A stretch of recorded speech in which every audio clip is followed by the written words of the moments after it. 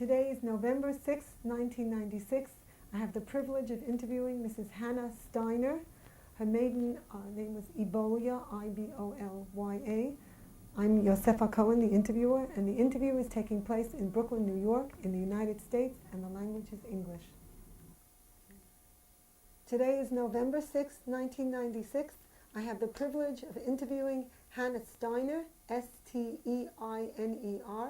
She also had the name Ibolya, I-B-O-L-Y-A, as a child. I am the interviewer, Yosefa Cohen, and the place of the interview is Brooklyn, New York, in the United States, and the language of the interview is English. Good morning. Please tell us your name and spell it, please. Hannah Steiner, H-A-N-N-A-S-T-E-I-N-E-R. Could you please tell us your name at birth? I-B-O-L-V-Y-A, Abraham, A-B-R-A-H-A-M. Did you have a Hebrew name? Hannah Tzibia. And did you have any other names? No. Could you please tell us your birth date? November 29, 1920. November 29, 1920. And what is your age now? 70. Could you please tell us the place where you were born, spell it, and the country? I was born in Romania, Nagyvár, Oradea Mare, or that was called Nagyvárad. Could you please spell it if you can?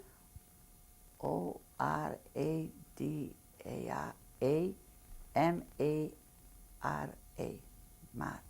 Mare. Thank you very much. Now could you please tell us something about the city where you were born? It was a nice city, around almost 100,000 people. It was a lot of Jews, Jewish city, with synagogues and Hebrew schools, Jewish schools, theaters, operas, universities. That's it. We lived in a Jewish neighborhood. Could you tell us about the Jewish neighborhood? There were mostly the Orthodox Jews lived, and the name was Sachvayutza, where I lived. Could you tell us about the house and describe it that you were lived in as a child? We lived in a very modest house with my grandmother and my siblings, my sister, my brother, my parents. Do you have any special memories of this home? Yes, but not what I want to remember. How did it happen that your grandmother lived with your family? She was alone, and my other aunt has more children. And we had a great-grandmother, and she lived there. So it ended up that my grandmother lived with us. My mother was the youngest, so she lived with us. Now we'd like to hear more about your family. Could you please start with your father? Tell us his name and spell it, please. Albert, A-L-B-R-T, Grunfeld, G-R-U-N-F-E-L-D. And what was his occupation? He was a commercial artist. Did he have any hobbies? Not that I know. He was very young, and I was really very young. They took him to labor camp when he was very young already, right away in 1941. Could you please tell us about your mother and spell her name? Helene, H-E-L-E-N, Abraham, A-B-R-A-H-A-M. Did your mother have other activities besides being a housewife? She had a shop. She made lingerie and dresses. She was seamstress and embroidery. She had her own shop till the Hungarians came in. Did she sell mainly to Hungarians? No, till the Hungarians came in, and then they took away her license. Do you have any special memories of your mother from your childhood? What can I tell you? The best mother, young mother. She was like a girlfriend to me. There was just 17 years difference between the two of us. She was very nice, beautiful, tall, slim, very beautiful person. Could you please tell us about your siblings? Did you have any brothers and sisters? I had a sister who was taken to Auschwitz when she was 14, Eva, and my brother which still lives in Brazil. Do you remember the schools that you attended as a child? I attended regular public school and Hebrew school in the Jewish school. Could you describe a typical day in your activities? We studied, and then we had a very good teacher. She taught us. She was a Romanian teacher, and she taught us embroidery and sewing and knitting and all handcraft. She taught us a lot. She was a very good teacher, and that's it. Nothing. And do you remember what you learned? We didn't have video, and we didn't have all the other luxuries. We made our own rag dolls that time. Do you remember what you learned in the Jewish school? We learned how to daven and how to read, and about the Jewish holidays, typical. Did your family attend a shul? Regularly. Do you Yes. remember anything about the shul? Or There was a stiebel. did you go also? Sometimes we went mostly to play outside. We were very little when, like here, the children. Do you remember what you did in your free time? Played piano, violin. I learned violin when I was very young. I played till I went to the concentration camp. Did you ever play publicly? No. My violin is still in Budapest till today. I didn't want to touch it after the war. Did you belong to any clubs? No. There was some Zionist club for little, young children went Shabbos afternoon to meet. That's it. Could you describe a Shabbos in your home? Regular. And we went, we put the chulent by the bakery, we took the pot Shabbos, we went to pick it up, we ate, the parents went to sleep, we were playing, that's it. Do you remember the preparations for Pesach? My grandmother used to even make the borscht by herself, everything. Yeah, that was, we liked it. We liked the new, very colorful dishes. It was very nice. We considered her an old lady, but considering now she was young when she was taken away. She was 64 years old. And do you remember anything special about Rosh Hashanah or Yom Kippur in your The same, home? we were spending the time in shul. And we were happy that we got new shoes and new dresses. Now it doesn't matter. Now you have new shoes every week, right? There we were happy we got for Pesach and for Yom Tov. We were proud to show off our new shoes in shul when we were little. Could you please tell us about the sukkah? We made it together with my aunt and uncle. They lived not far from us, so we had it together. Were you ever bothered on Shabbos or Yom Tov by the non-Jews around you? No, never. No, before that time, no. Could you tell us about the relations between I yourselves didn't and have your too much. neighbors? I didn't have too much relations with them, except in school. And did you ever experience any anti-Semitism from non-Jewish children in school? No. How did you get the news in your home? From newspapers or radio? Or Newspaper. did you have a radio? Don't even remember. I don't think so. What languages were spoken in your home?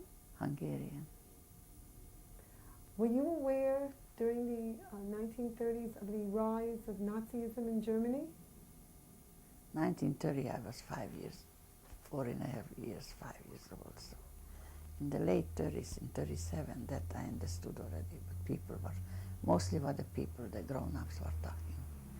That bad times, what happened in Germany and in Poland, that I understood. Do you remember always how liked- old you were when you began to hear these stories? I was around 10 years old, 11. How did you hear them?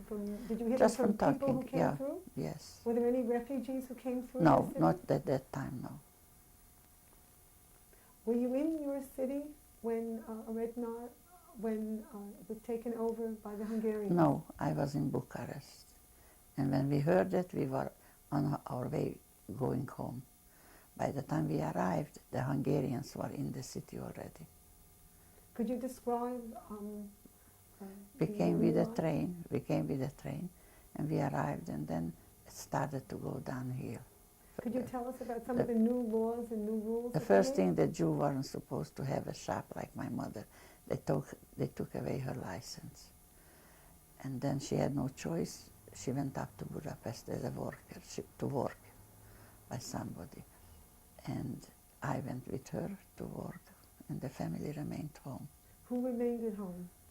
My brother, my sister, and my grandmother, and all the rest of the family. And where was your father? By that time, they took him in labor camp. Were you at home in your city when he was taken? I was just then. They took him right away. Could you describe what happened? Nothing. He had to go in, and he was kept in the country.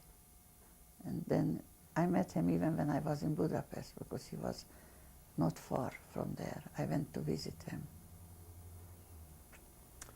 Could you tell us how your life was different in Budapest than it was in your hometown? Because when we came to Budapest, at one day they came to take my mother away because they considered her a foreigner. Account of she wasn't in Nagyvárad the day when they had occupied it. So my mother told them that she has no children, she's alone. Because she figured if they take her in, that somebody should be outside to do something, to organize. So she went in like she wouldn't have children. So I took care. I went to lawyers, I went all over. But they put her in prison with the prostitutes and everything. I took her out from there. I was 15 years old. Could you tell us how you did it? How you Christmas Eve I went to the lawyer, and the lawyer said, if a young girl has the courage to come Christmas Eve to somebody who is not Jewish, to a lawyer, then she has to be somebody special. And he arranged that they took out my mother from the prison, and they took her in a camp in Budapest, where I could visit her more often. And then I worked hard and took her out, and then she had to go every month. How did you support yourself and I live worked. while your mother was in prison? I worked. I was 15 years old, I worked. And how were you able to get food? I worked, and I bought. Food was scarce anyway. It was very scarce. At this time, did you have communication with the rest of your family? All the time, yes. And then after that we brought up my sister,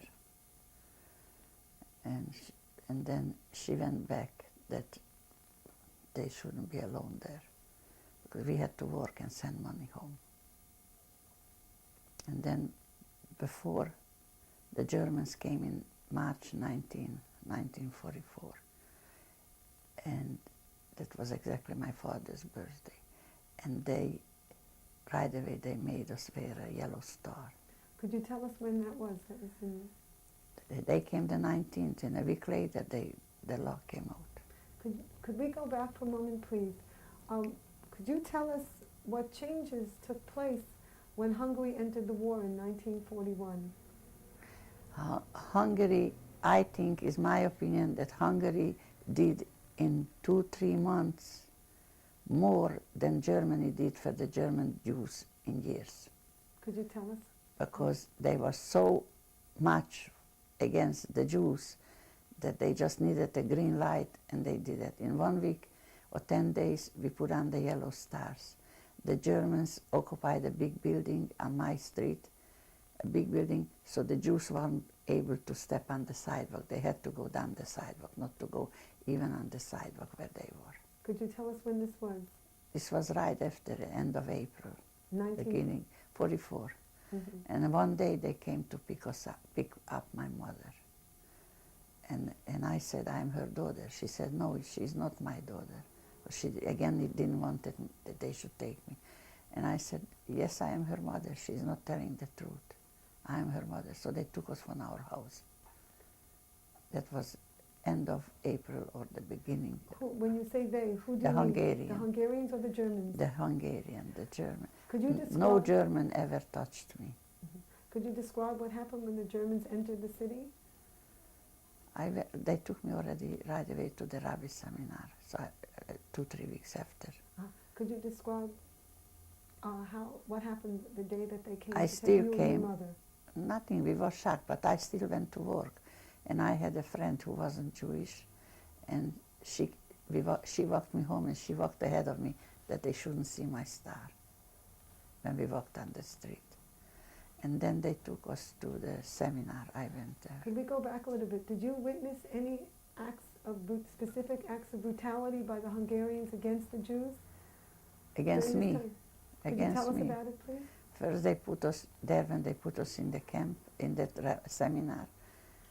They made us wash the military clothes till the blood ran out of it. Could you tell us what this seminar was? Was this a building? Or That was a big building for a rabbi seminar, you know, where they studied for Rabbanut. Did they order you to leave your home and go to this place? They took us. They came into my home.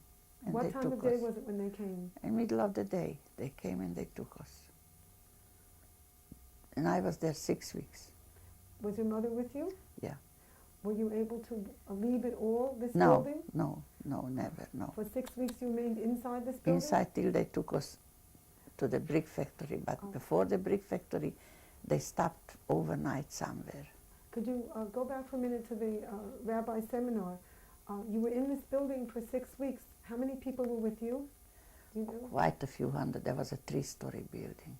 And where did everyone sleep? On the floor. Were you given any food? Yeah, they gave some food.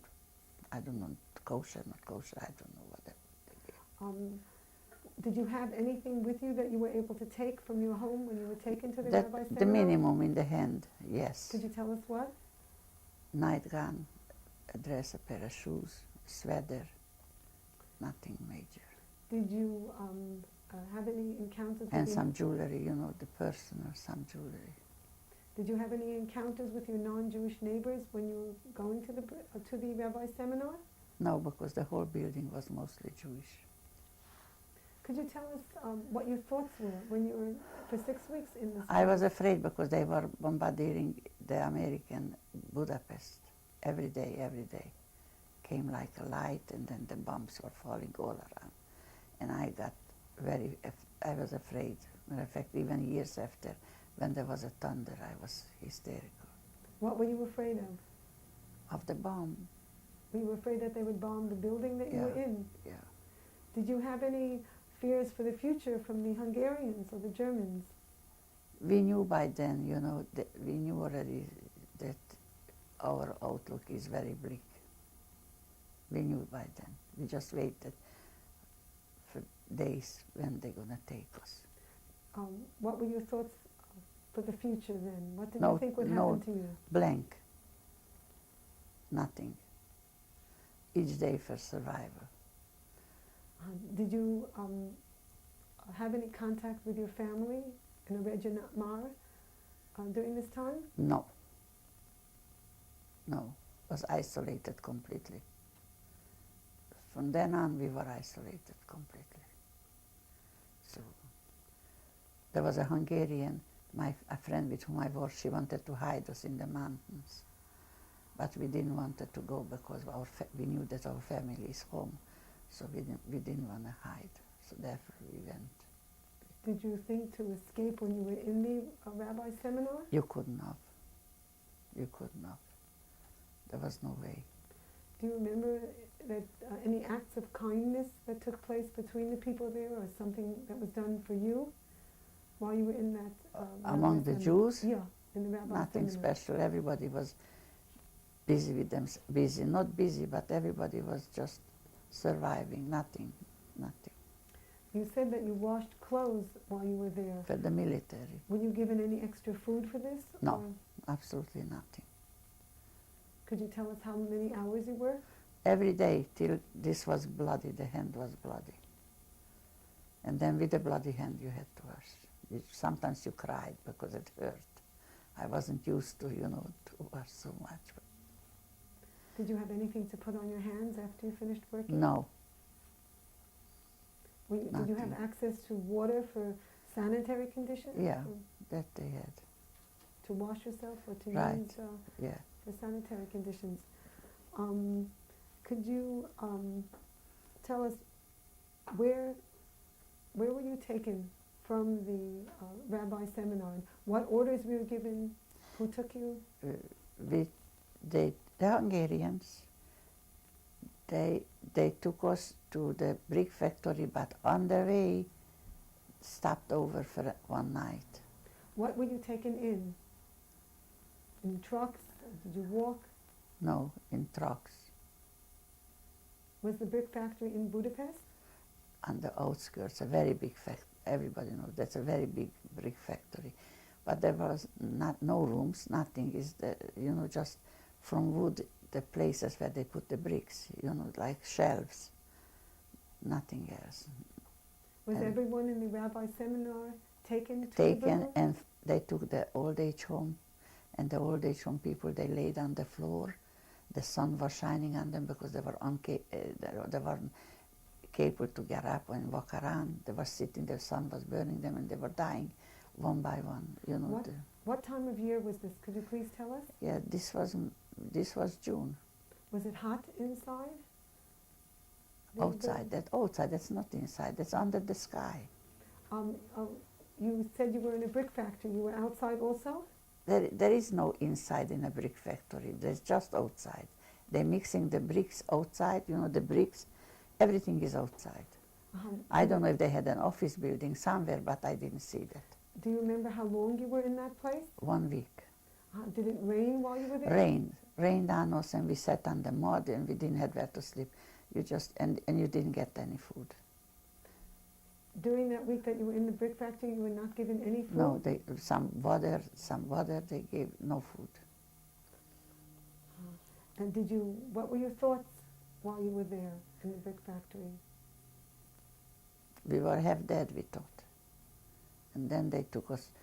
Was your mother with you still? Yeah, my mother. Was anyone else from your family with you? Just my mother. And did you know other people who were there? I know people, acquaintances, but no. Did you talk with your mother about? She tried to lift my spirit. I was more done than she was, or maybe she was done. She just proved, Do you remember some of the things she said to you to make you that feel everything better? gonna be okay. I shouldn't worry. Everything gonna be okay. That was her refrain. Always she said that. And we were relieved when the train came and they took us in the train. Could you tell us what orders were given when you left the brick factory? That we should go like cattle in a cattle train.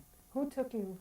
There was still the Hungarian. What time of day was it when you left? During the day. How And did they take put up a lot of bread, but the bread got sour because it was closed, but sour, rotten. Where did they put the bread? In one corner of the train, but you couldn't touch it.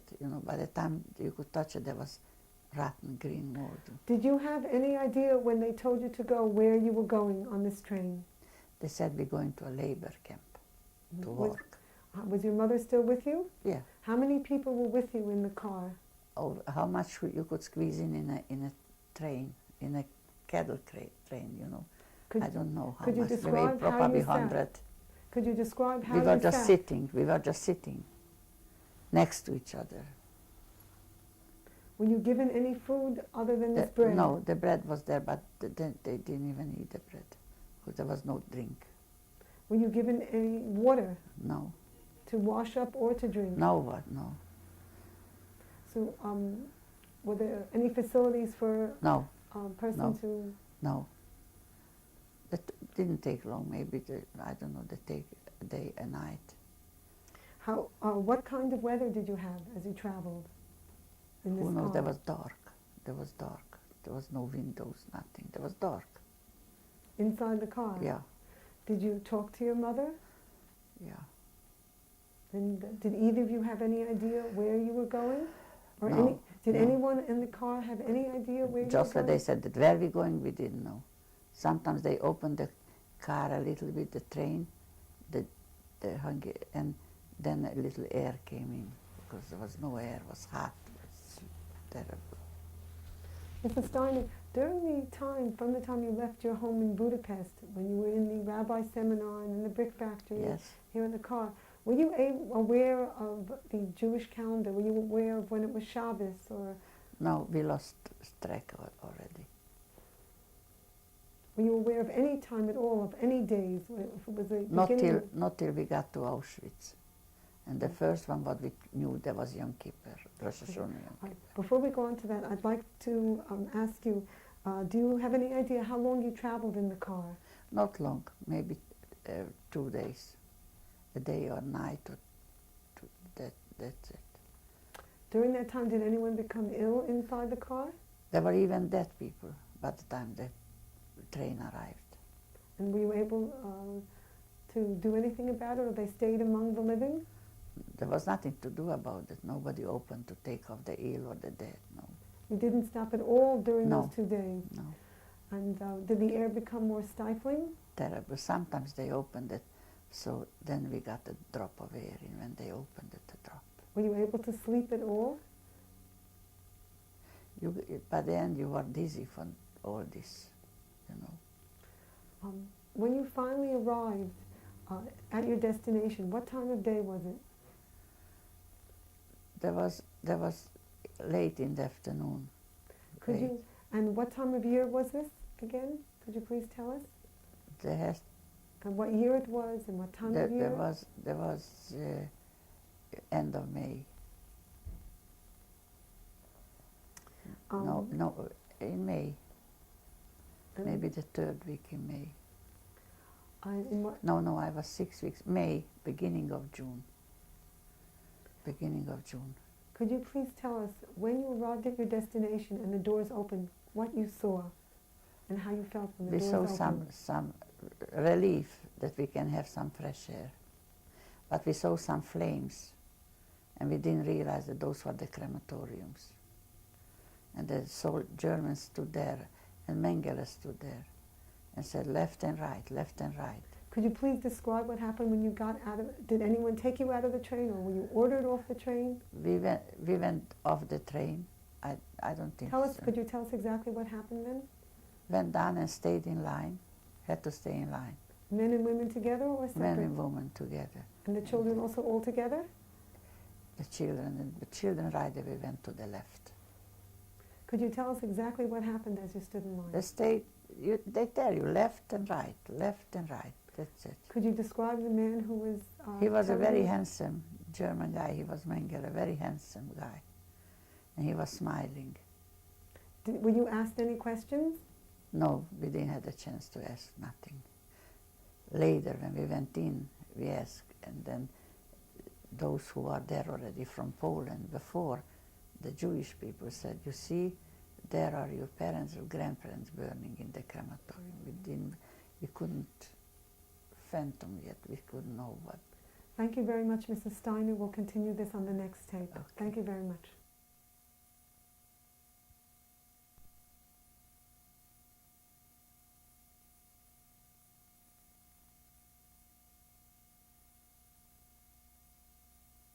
On tape number 2, I'm interviewing Mrs. Hannah Steiner.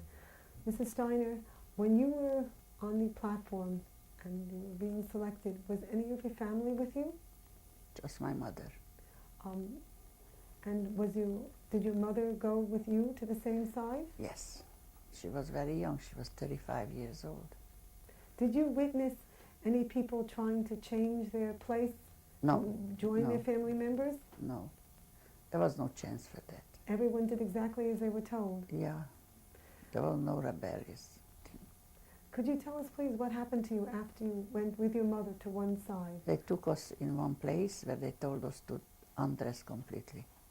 And those young German boys, the 19, 20-year-old boys, just looked at the young girls. I mean, we were young. And they shaved us all over, head and everything. And they gave us no underwear, just one cloth, or a skirt and a blouse, small or long, or to the floor, or above your knee, or a dress. Not a size what fits you. No underwear, just one cloth. Did you have any shoes? And they gave us a shoe. Did you have anything to cover your head, your bare head? No. No toothbrush, no nothing, absolutely nothing. Were you cold? There was summer.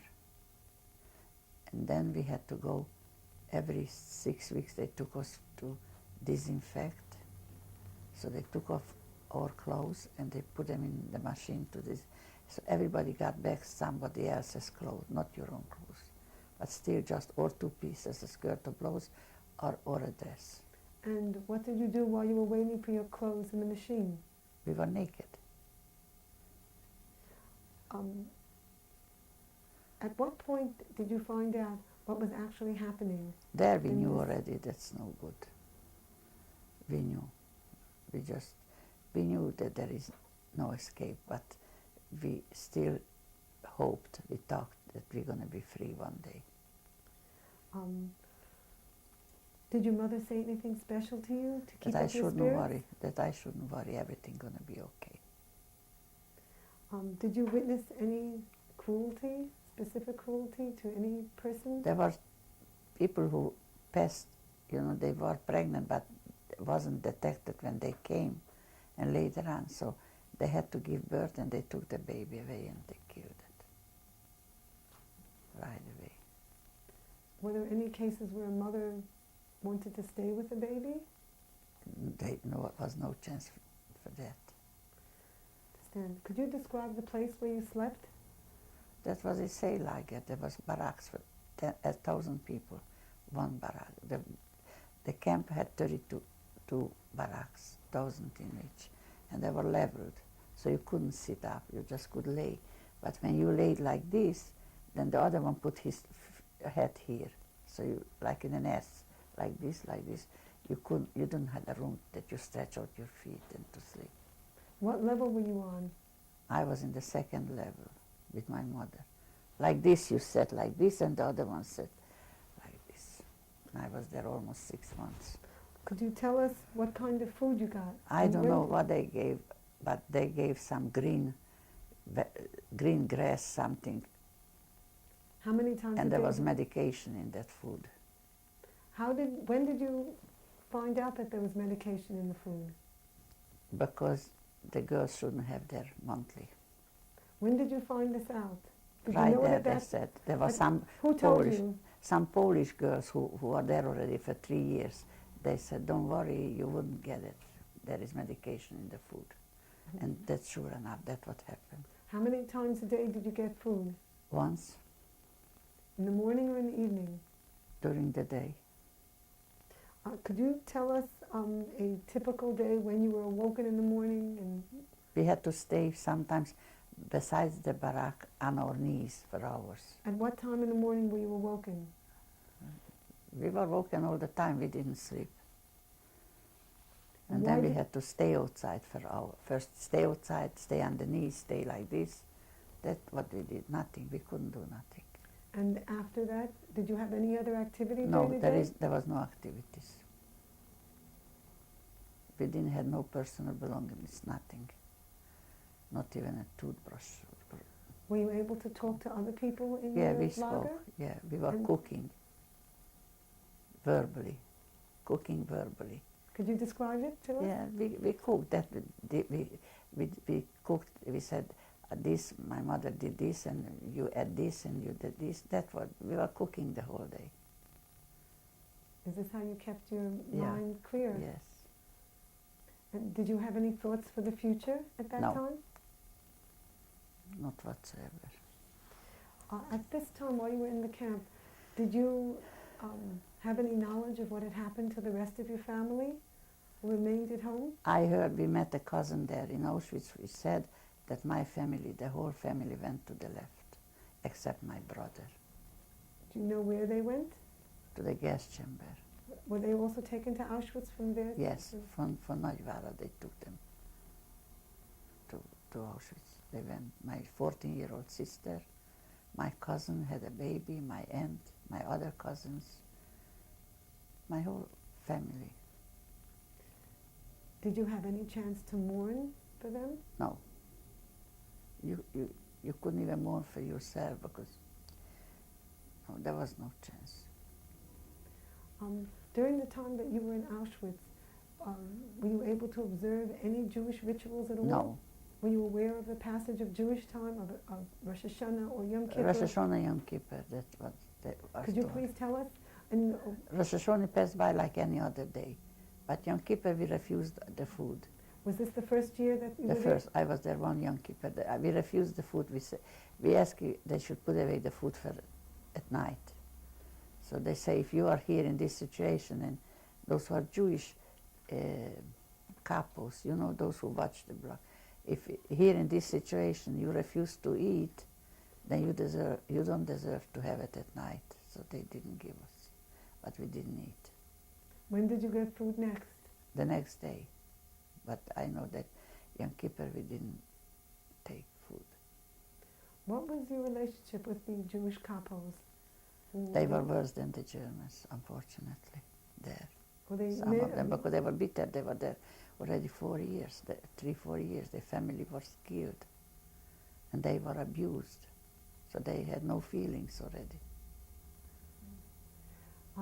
Did you ever talk to them, to any? I tried to keep away. Did you receive advice from anyone in the camp how to keep yourself alive? No. They just said that you're going to burn there. The Germans were there. They were, you know, the Germans held them. They had to talk. They related to us what the Germans wanted to say. They were forced to it. Did you witness any acts of kindness among the people who were with you? Can't say. We were all in the same shoes. So As the summer became fall and fall got colder, did you suffer from the cold? when we suffered, and then they took us with train to Birnbaum. That was a camp where we had to work. Could you go back for a minute? When you say they took you, what kind of orders were you given? When they took us away, in Auschwitz, right? What happened? they Could you said they're describe it? taking us to a working camp. Did your mother go with you? Yeah, And how did they take you? by train. The same kind of trains? No regular normal train. Were you given any more food on this trip? There they gave us more food. On the train? On the train they didn't give us because there wasn't a far ride. But when we arrived there, How long did it take you to go there? not long, hours. Were you given any different clothes? They gave us something to put on, but the shoe had no. I remember we put newspapers on our feet. It was so cold. How did you get the newspapers? There, I don't remember. Probably what the Germans read and threw away or something.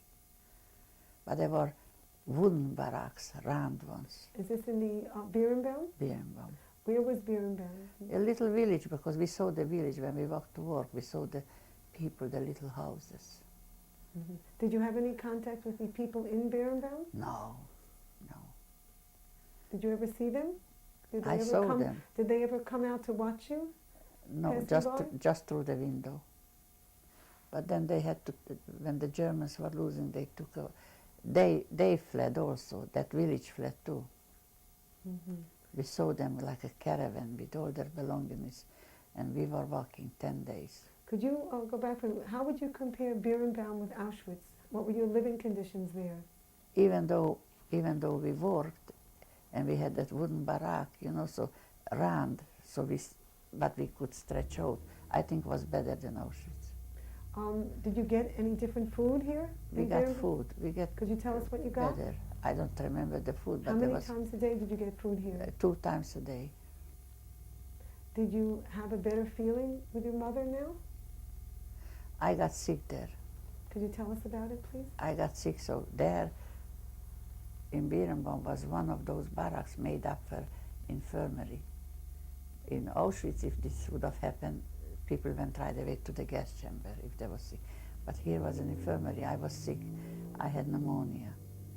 So I got better. My mother came to always, they brought me something. And I got food there. So I got better there. Could you tell us what kind of work they assigned you to here? We made those, the tank should fall in, you know, those The trenches? trenches for the tank. Mm-hmm. But it was icy. It was winter. Could you describe That a was very typical hard. day of work? Very hard, because we had to chop it inch by inch. to. What were you given to chop it with? There were, you know, that pointy thing. I don't know how they call spade? it. I don't know what they call it. Long, Mhm. pointy. So we were chopping it with it. Worked the whole day. Came back, so we stayed at least How many hours did you work at this? a whole day. So we came back. They count us when we left, they count us when we came in. And then we could stretch out in our little space, which in Auschwitz we didn't have. But we weren't there too long, and then we went to Bergen-Belsen. Could you please tell us why did you leave Berenbaum? Because the Germans were losing and they had to evacuate the place. So the whole village was moving. So they moved us closer to Bergen-Belsen. Did you have any idea what was happening at that time? Did you know that the course of the war was going against the Germans? That we heard already. How did you get information? I don't know how proper, because there were a few Jewish girls who worked for the Germans, who washed for them and who cooked for them special, and somehow they sipped in to us that, and we saw the German villages. Nobody had to tell you. You saw that the villagers packing up. When did you see the villagers? After Berenbaum, we saw. When you walked to work?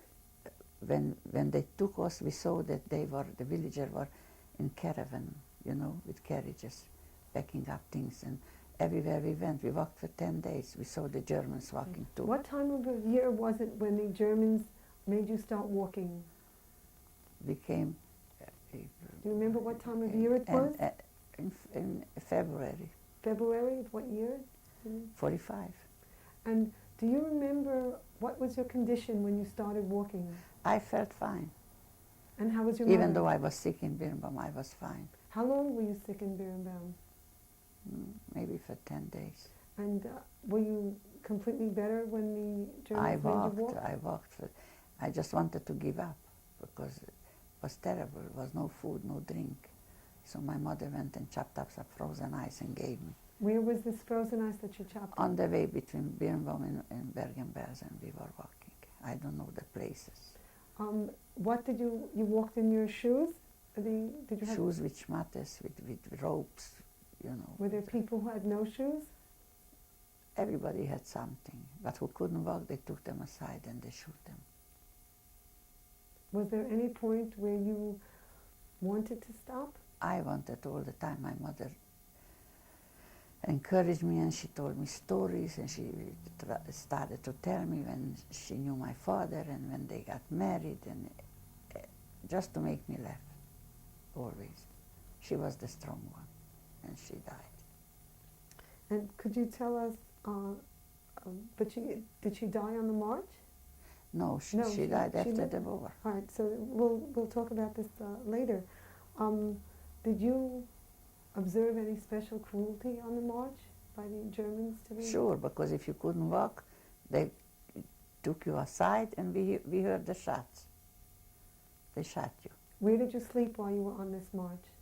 We were walking 10 days, no sleep. So where did you sleep at night? We didn't sleep. At one time he stopped near a barn, you know, barn on a grass. One time I remember we could sit there. In the entire 10 days you only stopped once? Once. I don't know, if somebody would tell me no, that would be hard to believe that anybody can do that. But that's what we did. We didn't eat for 10 days. And the Germans didn't stop either.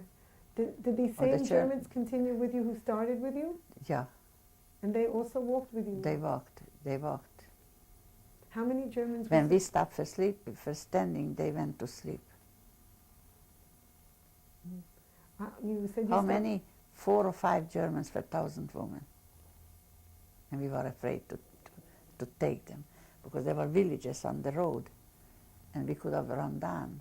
I think 1 or 2, I heard later, a few ran down and they waited in the abandoned German villages because the villages were already empty. They were evacuated already, the Germans. So they were hiding in the empty. But we were like Lemelech, you know. No, that he's sleeping. That couldn't happen, no, what happened then. And you only stopped once during the 10? Yeah.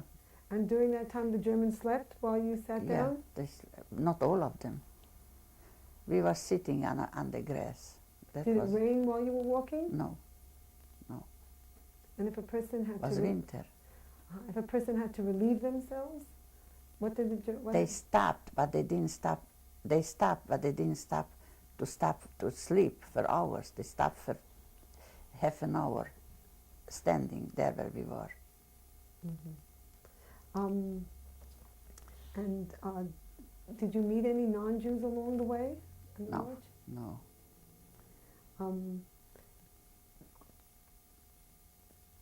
Were you aware of what time? Were you aware of what time of year it was?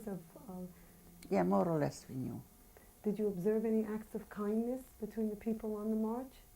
Some of them were. Could you tell us any specific things? Nothing. Other than your mother's encouragement of you, did you observe any other similar kindnesses?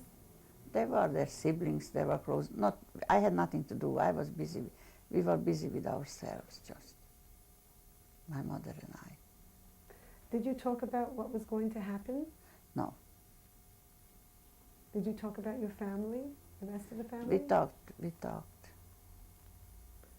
And when you finally arrived after 10 days at your destination, could you describe what you saw, please? A camp. We had a room, a big room, and again they put us down on the floor, and in the same situation as we were in Auschwitz, like this you could, or you sit, or if you lay down like this, and the second one put the head here, and if you want to move, then the whole 5 row had to move. Were you aware of what kind of camp it was? They said this was Bergen-Belsen. I knew. Did you have any contact with anyone else in the camp? No. Any other? No. But in Bergen-Belsen was hell. And by the last few days, everybody knows, we had no food. What was your condition when you arrived at the camp? I was okay. Thank God. Even without food? In the beginning they gave us food once a day. Later on, when the Germans were already in very bad shape, we didn't get food for the last 10, 12 days, nothing. There was a pond there was a pool or something, green water, that's what we drank, the green water. Could we go back for a minute to your arrival at Bergen-Belsen? You said did you have any food at all on the march from Birnbaum to Bergen-Belsen? Did you have any food at all from the Germans? They didn't give us. And when you arrived at Bergen-Belsen, did you get any food at that time? Yeah. Could you tell us what they gave you? Some green vegetables. There was no vegetable, there was grass, something. And they gave you 1 slice of bread a day, a thin slice of bread. With this green vegetable? Yeah. And did you have any idea what was going to happen in Bergen-Belsen? No. What was your daily routine like? Nothing, sitting, absolutely nothing. Did you continue your cooking with But then, you know, the people started to be very weak. And they didn't even want to talk too much, not to exert themselves. Could you describe the routine when you were woken in the morning by the Germans? Then we sat, we didn't have no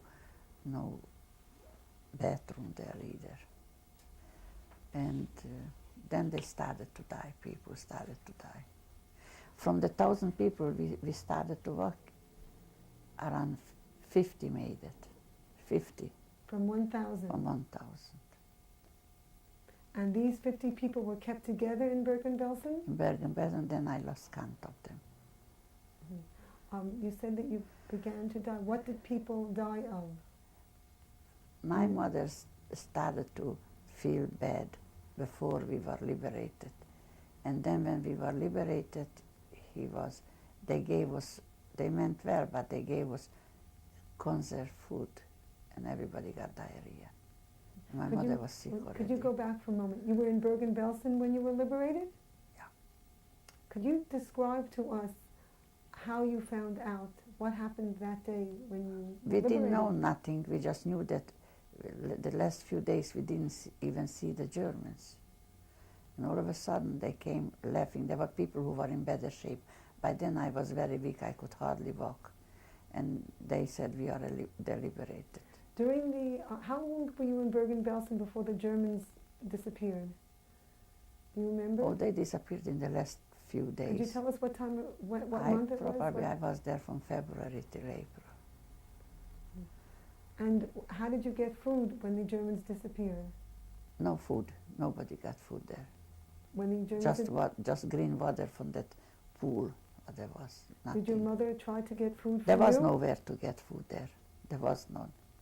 Everybody knows. My mother was very sick. I was so sick I couldn't even walk. I crawled. My mother had diarrhea. I crawled on my floor to get something. We were freed already, but we were still in the dirt with the lice. The lice was crawling all over. And I went to, they said raw potatoes will make her stomach stop.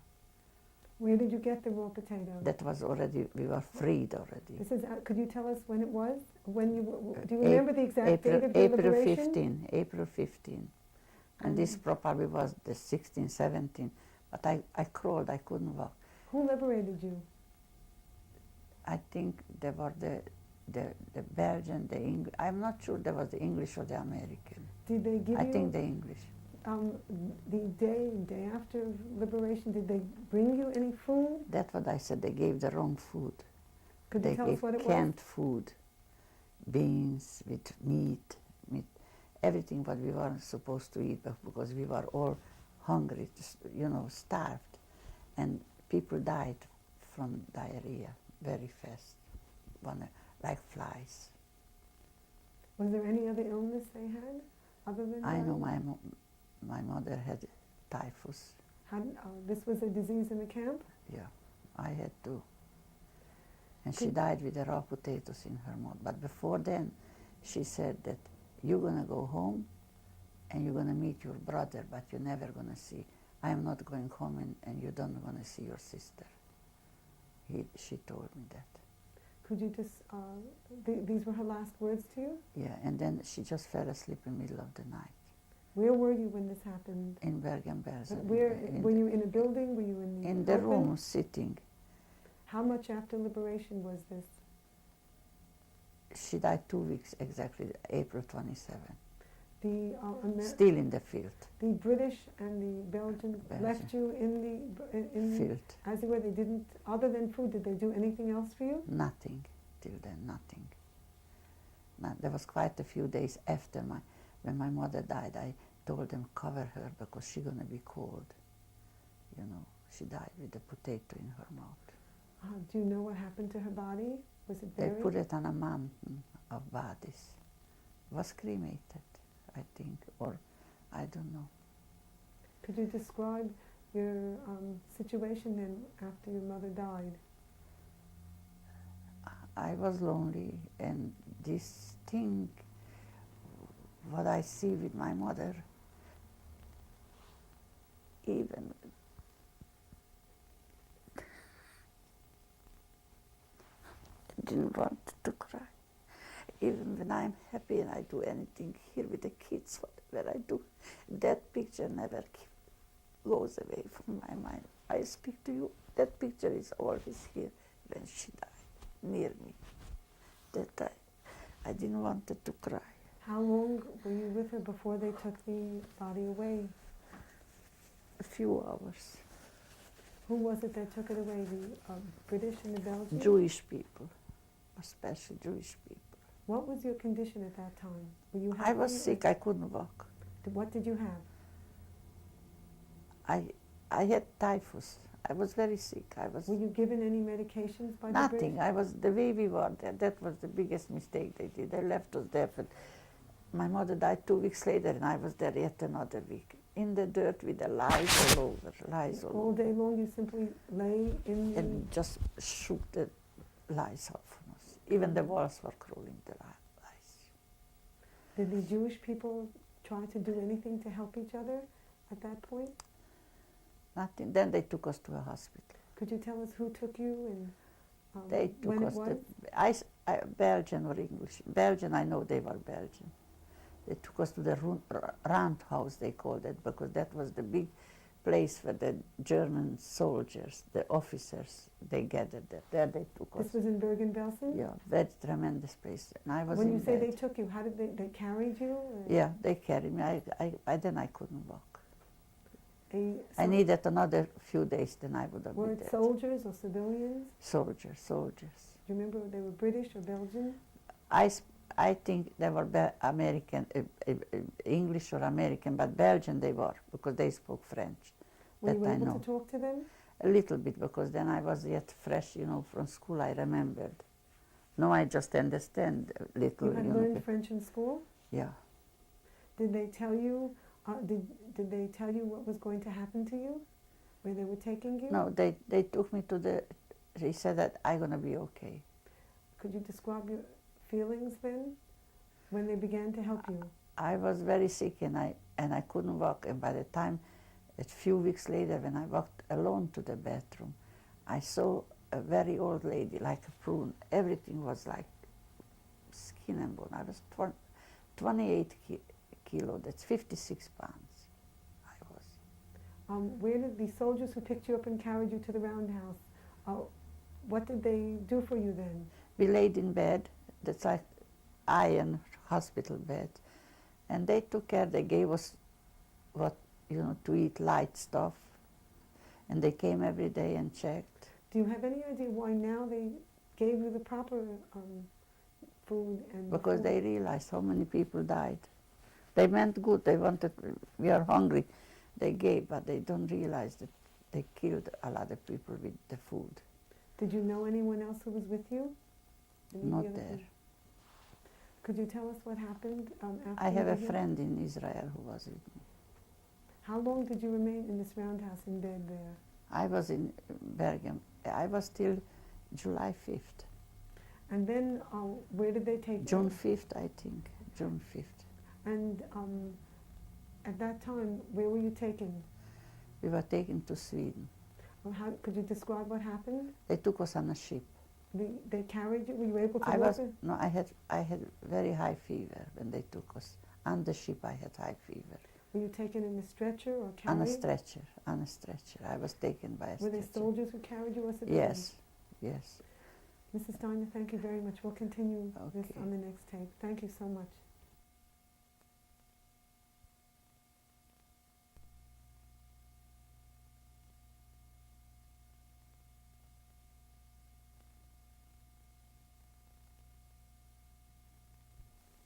How long did you remain in the place that they took you to on the ship?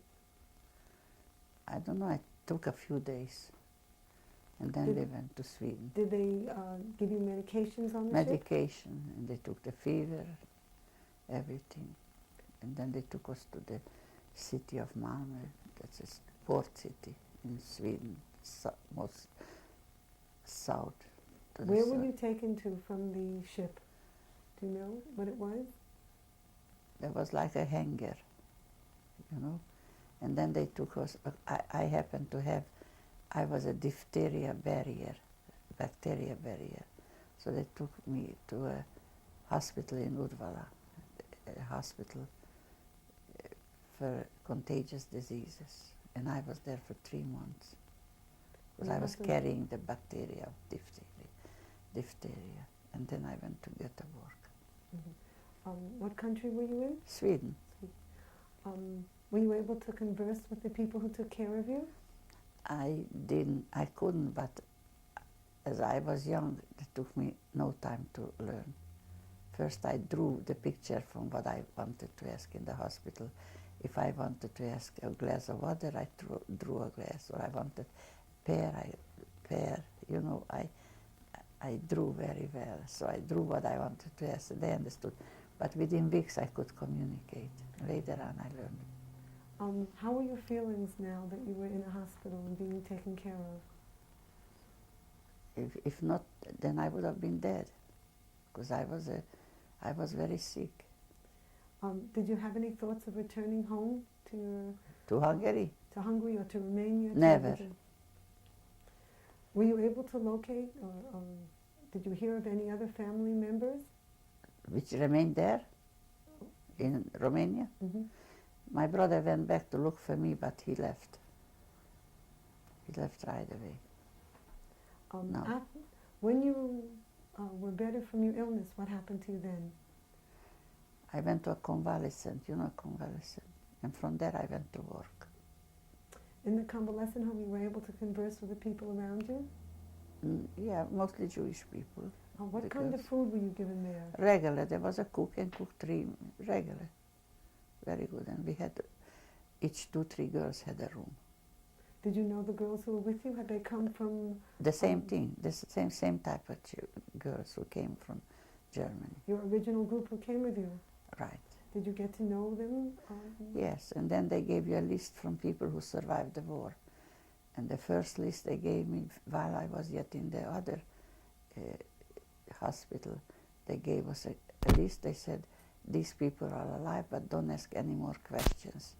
And the first name, Anet, was my brother, because it's Abraham, you know, Julius, that he's alive, but not to ask any questions. So I knew that he's alive. When they said not to ask any questions, because they don't know. Because they don't know nothing, just that they are alive. That was the first. And then they gave me where he was later. When you say they, who was the they? The organization, I think the Jewish organization. Do you know what Jewish organization it was? That I don't know. But that's what they sent the list of.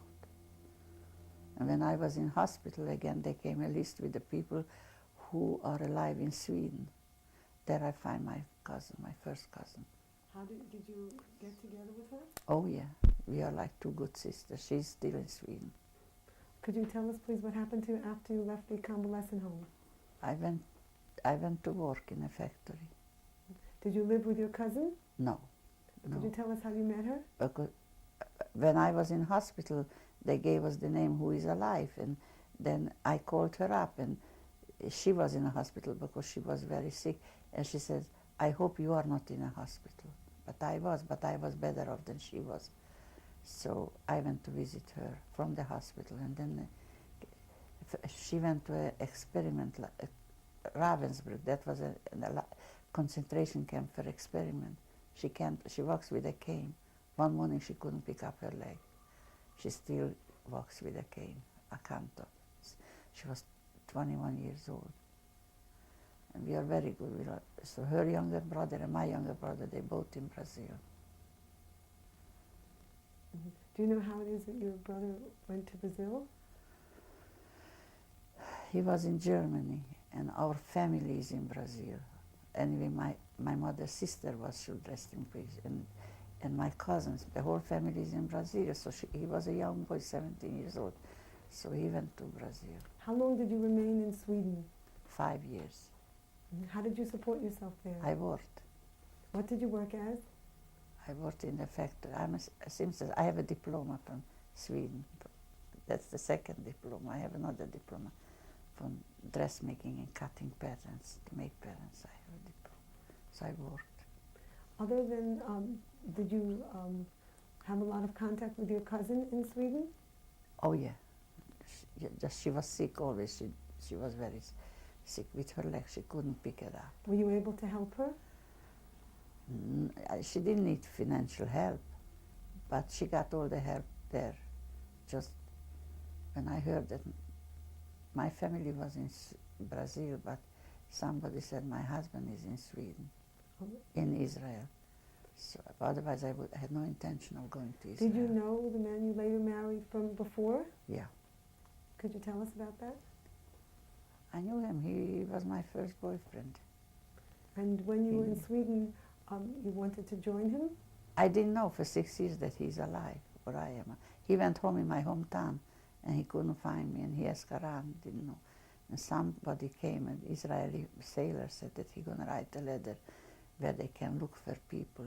So he wrote. I didn't believe it. I crumpled the letter. Finally, I threw it in, and he saw it in the Jerusalem Post that somebody is looking for him. And that's the way we find each other, 6 years. Did he write to you? Right away. 6 years. He asked how is my mother. He didn't know my mother died. So when I knew he's there, I knew I'm not going to Brazil, I'm going to Israel. That's the way. How did you go to Israel? I went with Aliyah. A lot of girls we went. Through an organization? Right. I knew that he's alive in November, and by Pesach I was in Israel. And you went with a Zionist organization? No, the Jewish organization, not Zionist, the Joint. Do you remember? Oh, it was the Joint. The Joint took. Could you tell us some of the things the Joint did for the They young took girls us- in Sweden? In Sweden, they didn't do nothing for me, especially. But they took us, and we went through France, and in France we took a ship, and we went to Israel. When you say they took you, how did they take you? We By went train? By- with aeroplane from Sweden to France, and from France we went with the ship. to Israel. Were you connected at that time with any organization, or could you tell us when you married your husband? He was waiting by the ship.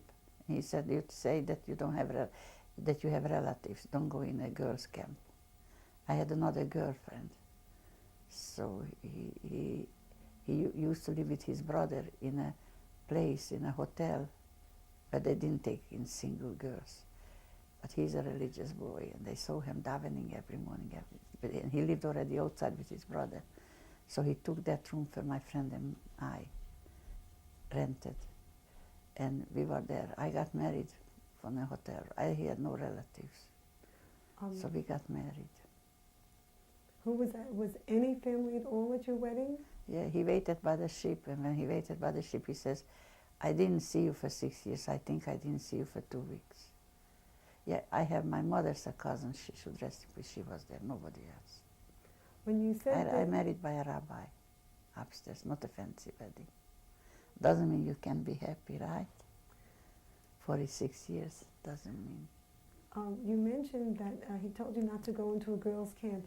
Did the others who came with you from France to Israel, Some of go them. to a girls' camp Yeah, to Aguda. through the Joint? Yeah, the Jewish organization. Yeah, to the. But I went to work that 2 Mrs. days Sullivan, later.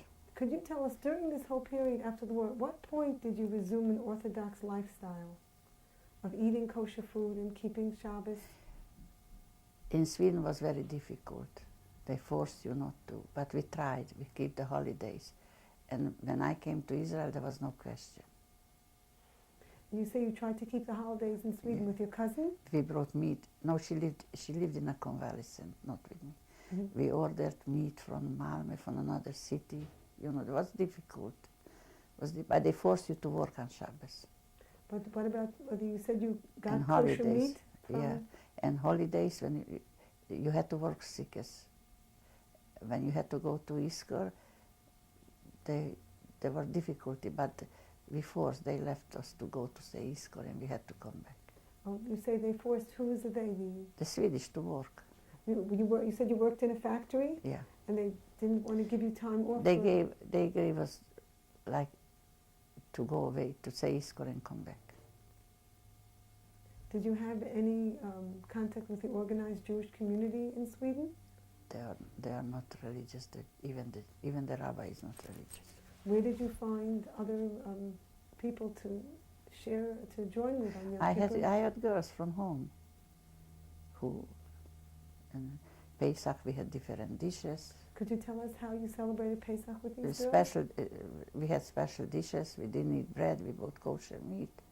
We tried. We did But the these are girls best. that you lived with? Right. Mhm. We did the best we can. Did you know the date of your yard site for your parents? Of course, my father no, my mother no. 14 years. Yeah, I knew right away. That I know. And But in Israel, that was no question. so you were able to return to a kosher lifestyle? Strictly Orthodox.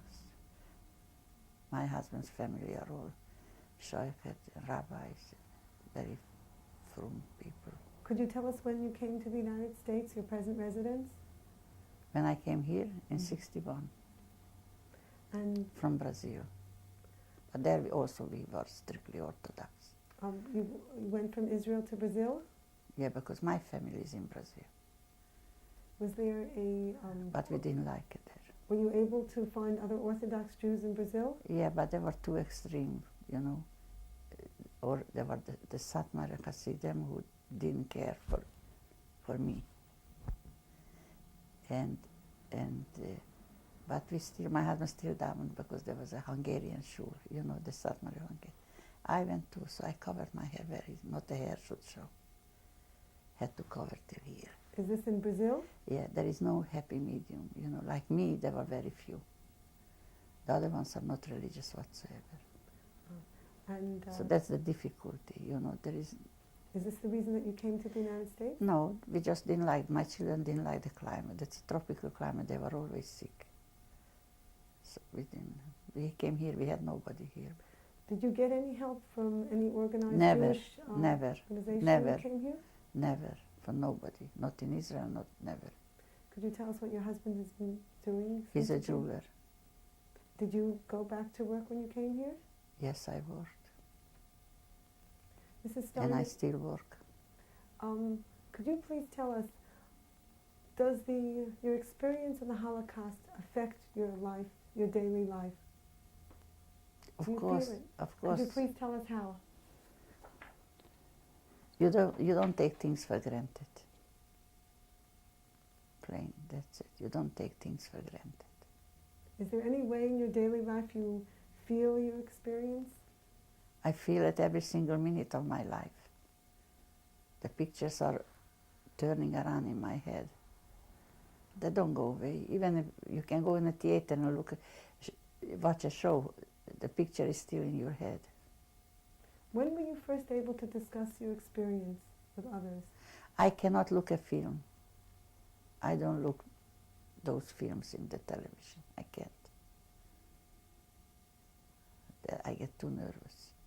Did you talk to your children about your experiences? Sometimes. Do you ever have dreams or nightmares resulting from the experience? Not really nightmares, but dreams. Could you tell us about it? Mostly my mother. Because she guided me. Do you, is this then the strength you feel that helped you to survive the ordeal? Her strength. My mother's strength.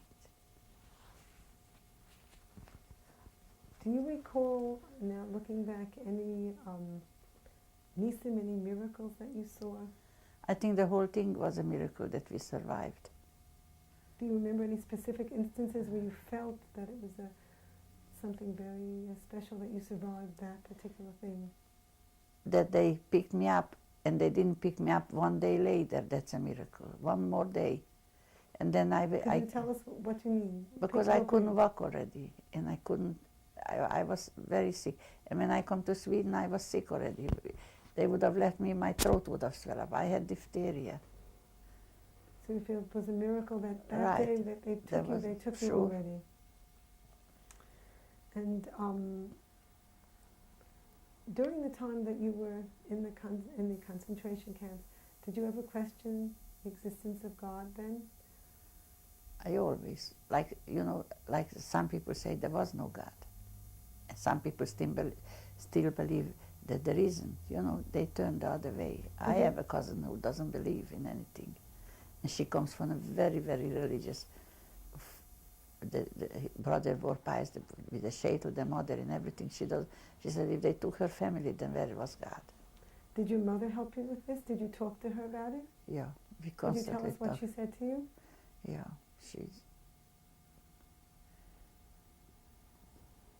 my cousin is not religious at all.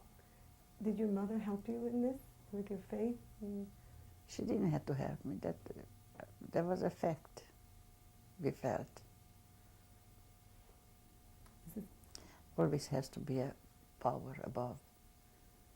Everything happens for a reason. That's what I believe. Did you talk to your mother about it? We talked when we walked. We talked when we walked. We constantly talked. Is this then the strength that helped you to survive? Do you speak now to your children and grandchildren about these experiences? The grandchildren know. The biggest one know lately. They asking questions. The 15-year-old. Are you able to answer them? Something. If you had any advice to give for your children and your grandchildren, what would you say to them from your experiences? To love your mother and father and siblings.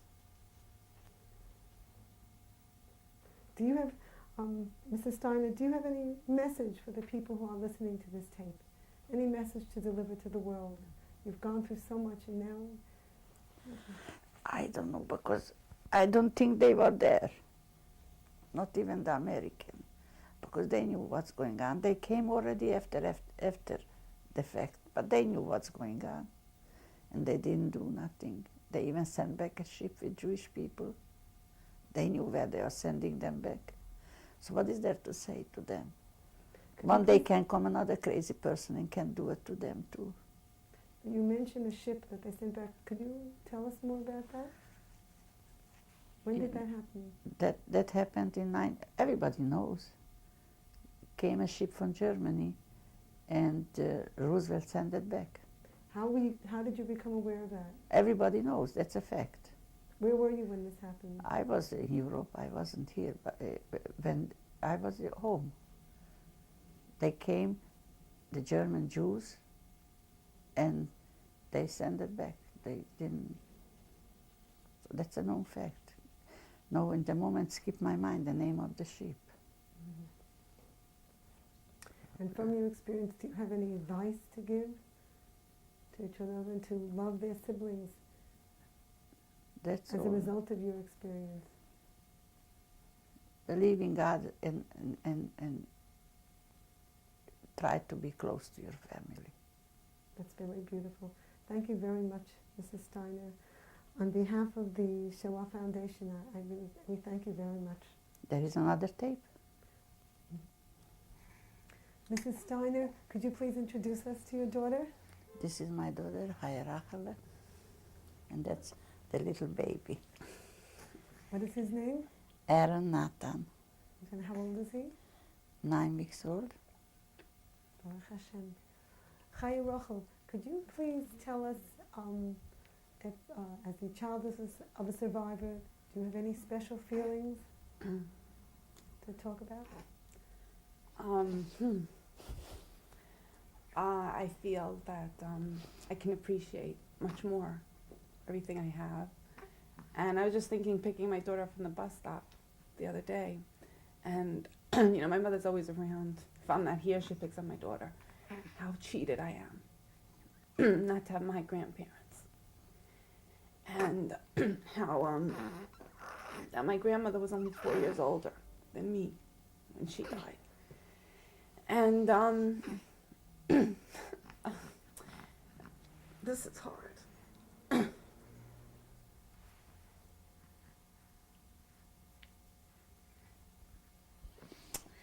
You know, just like my mother says, there's not a day that goes by that she doesn't think of what happened to her. There's not a day that doesn't go by that I don't picture her and my father and the faces of the people I never saw, of what happened to them. And I think that the one thing is that I'm able to, nothing in my life that people think are so important are that important to me. I think I'm able to really appreciate what's really important because of my parents. And they've always given us so much. And they're always so worried. And sometimes I yell at my mother because she worries about what I take for breakfast to school, to what I take for breakfast in the morning.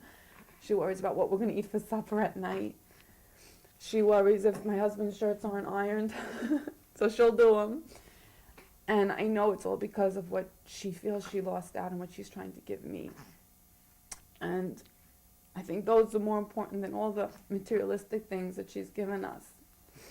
But the values. And I just feel very lucky to have them, and how when I think I'm sitting here now and what you said, this is what Hitler could destroy. Thank you very much. That was very beautiful. And thank you, Mrs. Steiner. This picture was taken in the elementary school in 1932, in 2nd grade. Mrs. Steiner, you seem to be in uniform in that Yeah, picture. this was some uniform like here, the Girl Scouts. So we had to wear that in school. Could you tell us, please, how you came to have this picture? My mother sent it to Brazil to my aunt, and then I received it from there. Thank you very much. This is my picture from my grandmother and I. This was taken probably 1934. In school there was a play and I played something, so therefore I'm dressed up Mrs. Steiner, in the Romanian uniform. Mrs. Steiner, is your grandmother wearing a sheitel, a wig? She always wore a sheitel. Could you please tell us how you came to have this picture? This was also sent to Brazil, and my mother wrote on it and sent it to my aunt, and I got it from there. Was this the grandmother who lived with you? Yes. Thank you very much. This is my mother. This is an identification card from the Union, and this was retrieved from the garbage in Budapest and then sent to me to Sweden. Mrs. Steiner, could you please tell us, do you know when this picture was taken and where your mother was living at that time? In Budapest, and this was taken in 1943. And you say it was retrieved from the garbage. From the garbage. Could you please in tell the us basement what of the happened? house. Who Somebody got it? found it and recognized it and sent it to me Is this after the war? after the war. See, thank you very much. These are my two siblings, my brother and my sister. My brother lives in Brazil and my sister Hitler took. And this was also sent to Brazil, and that's the reason I got it, because I could get it from my aunt. Mrs. Steiner, do you know when this picture was taken, how old they were? This picture was probably taken in 1936, 37. Is there something special about the cap your brother is wearing? He was going to the high school, Jewish high school. And the students in the high school wore a special Special, cap? and this says the mark, the two stripes. Thank you very much. That's me in Budapest. End of March, I had to wear the yellow star, which you can see on the picture, a little bit of it. Mrs. Steiner, this is when the Germans had already The Germans occupied the 19th, and this was taken right after, a week or 10 days after. What is it? The star was sewn onto your dress? Had to be sewn on the dress. See, is that the, could you... You couldn't walk point out of the street without showing the yellow star. See, could you point to it on the picture? Here is the star. Let's see. How did you get this picture? Also was sent to me from Budapest. They find it also in the garbage. In the, was this, who found it? There where we used to live in the house, a big building, and there they find it in the basement. Were these Jewish people or non-Jews who found it for you? Jewish people. Who still lived in Budapest after the war? Some of them weren't taken from Budapest, not everybody. See, thank you very much. This is the medical card that I had when I was sick in Bergen-Belsen. Who wrote this card for you? The doctors. See, it's written in English. Did you understand it? No. At that time. What was the purpose of this card? I was sick, and I had an upset, and I was sick. I was very sick. This was to get, tell them what medical attention you needed? Right. That was the medical card for the doctors, right. How did you come to have this card? I had it with me because with this I went to Sweden. This was after the deliberation. I see. Thank you very much. This is the identification card with what they gave me in Germany. With this we went to Sweden. And you can see my handwriting because I was so weak that it's all scribbled. My hand was shivering, so I couldn't write. Do you remember the date when you got it? I don't know when I got it, but when I entered Sweden, it's June the 5th. Thank you very much. This is a picture in Sweden already a few months after, but my hair was still growing back, so I wore a hat because I was ashamed with such a short hair. Do you remember when approximately it was taken? This was already almost a year after. After the war? Yeah. I see. Thank you very much. That's my oldest son, my oldest grandson, and my husband and I.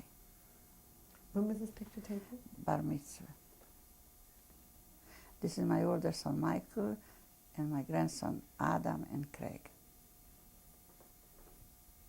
This is a picture of my three children. On the left is Michael, Jacob and Helene, and the newborn baby, Aaron. That's my grandson Eric from the left, and my daughter-in-law Janet and Rebecca. That's my son-in-law, What is his name? Rubin And his last name? Bander. That's my granddaughter Daniela and my grandson Aaron Nathan. Bander. This is my daughter Hai Rachel and Daniela, the granddaughter. Bander. Thank you very much.